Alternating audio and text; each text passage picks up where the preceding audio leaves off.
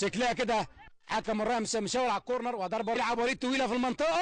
يا ولسه جول جوه الجول.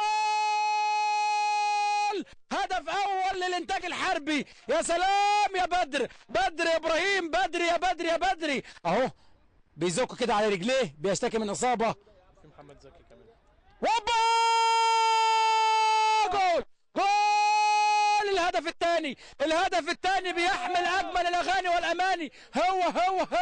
هو ما فيش غيره على طريقه الكبير اليساندرو ديل بييرو. عند بدر ابراهيم لوليد حسن، وليد يعدي ويزيد ومعاها الهدف الثالث بالتاكيد. زي ما بيقول مراسل المحترم، وادي كونتر اتاك. يلا يا جبريل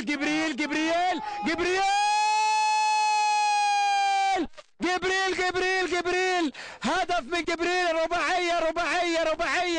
رباعيه 100 على 100. ترد وليد حسن، يا سلام يلعبها حلوه قوي عند ميان. يا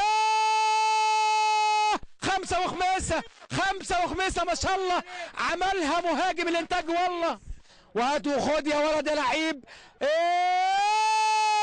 6 محمد زكي، تحرك زكي وهدف سادس. 6 نورت كل الحته يا محمد يا زكي. الحمد لله والشكر لله. اللعيبه من بعد الماتش اللي فات وهي زعلانه جدا ان احنا كان على ملعبنا الماتش اللي فات بتاع السكر حمديه وتعادلنا وما كانش فيه توفيق ومضيعين ضربه جزاء فاللعيبه كانت زعلانه.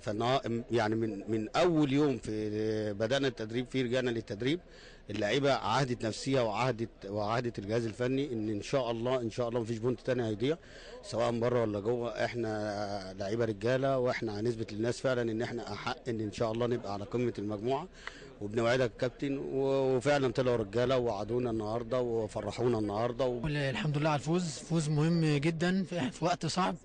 بس انا عايز بس الاول يا محمد اشكرك الاول انت وحميد، والله بتتعب جدا معانا. وكمان عايز اشكر معلق المباراه محمد وجيه، بسم الله ما شاء الله والله. وطبعا تحياتي للاستاذ عبد الناصر زيدان. بس انا قبل ما اتكلم على فوزنا النهارده عايز اوجه رساله اللي هو ماهر كزبر رئيس النادي بتاعنا، الراجل المحترم جدا بصراحه. وعايز اوجه له رساله هو ومجلس اداره الناس المحترمه. ارجوكم يعني ما لكوش دعوه بالناس، ما تسمعوش للناس اللي بتنخرب في الفرقه. احنا معانا مدرب مش هتلاقوا زيه تاني، كابتن رضا عبال والله العظيم ما هتلاقوا زيه. ومعاكم فرقه محترمه. الحمد لله بحمد ربنا، دي جايه بعد اصابه طويله شويه الحمد لله من بدايه الموسم، فبحمد ربنا النهارده اول حاجه على النتيجه والاداء واحتلالنا المركز الاول، فده اهم حاجه عندنا الحمد لله النهارده. يعني مباراه ممتعه جدا، هي كانت مباراه بصراحه من وجهه نظري وان سايد جيم من فريق الانتاج الحربي، عمل مباراه رائعه جدا. انا بحيي فريق الانتاج الحربي. فريق النهارده الانتاج الحربي نزل بيصلح مدربه المدير الفني الكابتن عبد العال زي ما صرح وقال انه كان زعلان من الفريق طبعا التعادل الاخير مع سكر حمديه على ارضه طبعا. وفريق الكابتن عبد العال ناوي طبعا انه يوصل ممتاز بيه وبينافس. لعبه الكراسي الموسيقيه خلاص النهارده كسب 6-0 بيمطر فريق الاعلاميين على ارضه 6-0. مباراه رائعه جدا، مباراه يعني بصراحه كانت كامله الدسم بس من جانب واحد. بسداسيه نظيفه نجح الانتاج الحربي في امطار شباك الاعلاميين لينقض الانتاج الحربي على قمه مجموعه القاهره من ملعب الاعلاميين بالسادس من اكتوبر. كان معكم احمد كمون لكره بلدنا، قناه القاهره، التلفزيون المصري.